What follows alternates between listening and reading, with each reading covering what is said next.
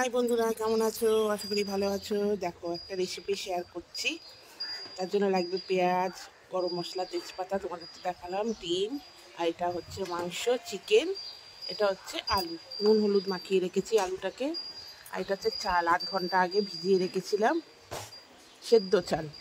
আর এটা হচ্ছে ছোলার ডাল, এটাও 8 ঘন্টা আগে ভিজিয়ে রেখেছিলাম। এবার আমি মাংসটাকে ম্যারিনেট করব। এই যে দই দিলাম, আমার এখানে 1 কিলো মাংস আছে। দই দিলাম, 1 কিলোর একটু বেশি হবে। আর এই যে আদা রসুন দিলাম, আদা রসুনটা একটু বেশি করেই দিলাম, কারণ অতটা চাল আর ডালও তো আছে, মিক্স হবে একসঙ্গে, সেই কারণে। এটা হচ্ছে জিরের গুঁড়ো, এটা হচ্ছে কাশ্মীরি লঙ্কার গুঁড়ো,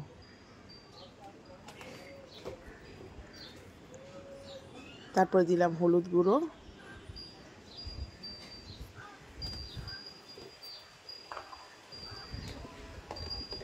তারপর দিলাম কাঁচা লঙ্কা বাটা,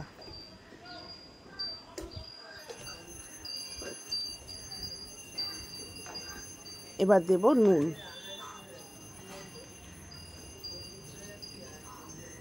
নুন তোমাদের স্বাদ অনুসারে দেবে। আমার যেহেতু অতটা চাল আছে, ডাল আছে, আলু পড়বে, ডিম পড়বে, একটু বেশি নুনটা দিলাম। এবার দেব শাহি গরম মশলা,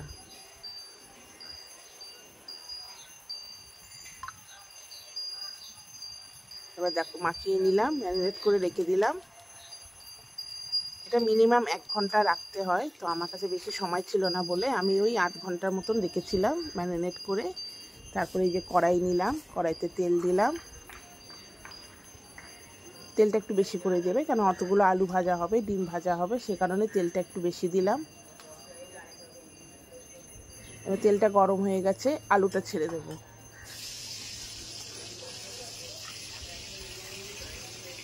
আলুর মধ্যে নুন হলুদ মাখিয়ে রেখে দিয়েছিলাম। আলুগুলো একটু লাল করে ভেজে নেব, বেশি লাল করবো না, এই যে হালকা লাল করছি, ভেজে নেবো। এই যে এইভাবে লাল করে ভেজে নিতে হবে। আলুগুলো এরকম সাইজের, মিডিয়াম সাইজের গোটা গোটা রাখতে হবে। এবার ডিমগুলো ভেজে নেব। ডিমগুলোর মধ্যেও নুন হলুদ মাখিয়ে রেখেছিলাম। এই দেখো, ডিমগুলোও হালকা ভেজেছি, বেশি লাল করিনি। এবার দিয়ে দেবো পেঁয়াজ, যে পেঁয়াজটা কেটে রেখেছিলাম অর্ধেকটা পেঁয়াজ দিয়ে দেবো। দেখো, বেরেস্তা করে রাখার জন্য অর্ধেকটা পেঁয়াজ দিয়েছি, বেরেস্তা করে রেখেছি। এবার দিয়ে দেবো তেজপাতা, ওই তেলের মধ্যেই দিয়ে দেবো গরম মশলা, তারপর দিয়ে দেবো পেঁয়াজ। এবার পেঁয়াজটা লাল হলেই মাংসটা যে ম্যারিনেট করে রেখেছিলাম সেই মাংসটা দিয়ে দেবো।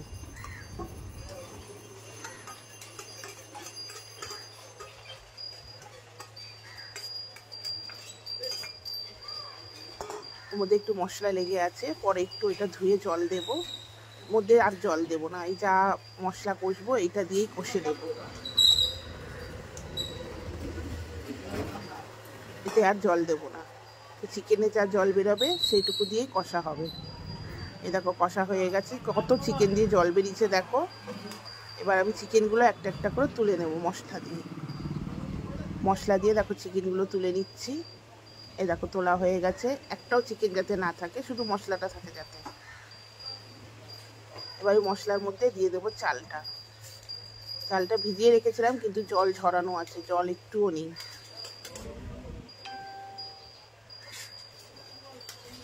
জল সমেত চাল দেবে না, শুকনো, মানে যাতে জলটা যাতে না থাকে।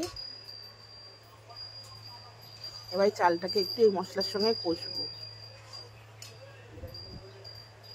এবার দেবো সেই ভেজানো ছোলা ছিল, ছোলার ডাল, সেই ছোলার ডালটা দিয়ে দেবো। পুরোটা দেবো না, কারণ অনেকটা আমি ভিজিয়ে ফেলেছিলাম, আন্দাজ পাইনি, তো অল্প রেখে দেবো, অন্য সময় বড়া ভেজে টেজে খেয়ে নেব।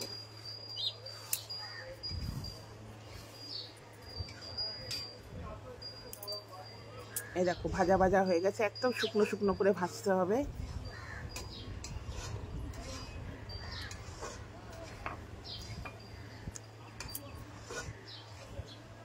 একদম শুকনো শুকনো করে ভেজেছি দেখো।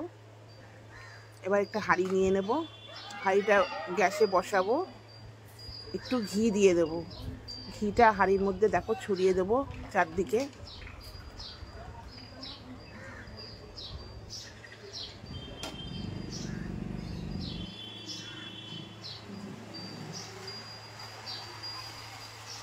এবারে চালটা দেব,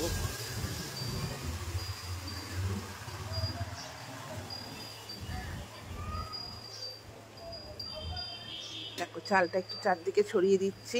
আমাদের এখানে প্রচুর আওয়াজ, এত গাড়ি ঘোড়া যায়, এত সবজিওয়ালা যায় যে কি বলবো, ভিডিও করা যায় না। এই যে মাংসগুলো ছেড়ে দিলাম,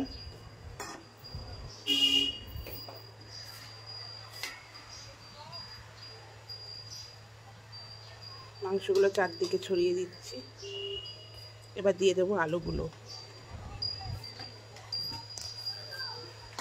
আলুগুলো দেখো চারদিকে সাজিয়ে দিলাম খুব সুন্দর করে। এবারে বাকি যে অর্ধেক চাল আরও ছিল,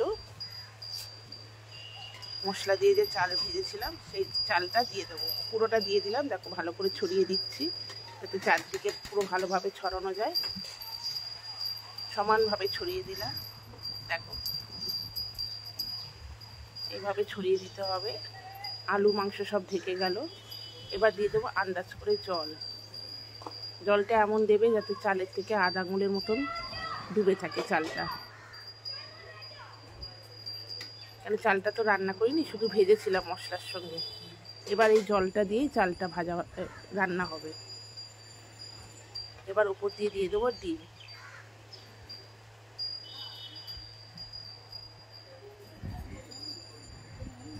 ডিম দিয়ে একটু নাড়িয়ে দিলাম যাতে জলটা নিচের দিকে যায়। এবার ঢেকে দেবো। এই দেখো ঢাকা খুলেছি, দেখো কত সুন্দর ঝরঝরে হয়েছে। দেখো যতটা জল দিয়েছিলাম সেই জলেই চালটা পুরো পেকে গেছে। এবার দেবো ওপর দিয়ে একটু গরম মশলা,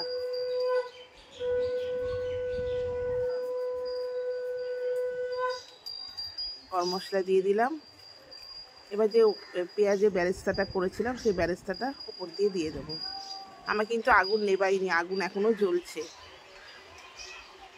ধিমা করে রেখেছি, একটা মিডিয়াম করে রেখেছি। এবার এটা দিয়ে দেবো, দিয়ে একটু ঢেকে দেবো। আবার ওপর দিয়ে একটু ঘি দিয়ে দিলাম, এবার ঘি দিয়ে এটা ঢেকে দেবো।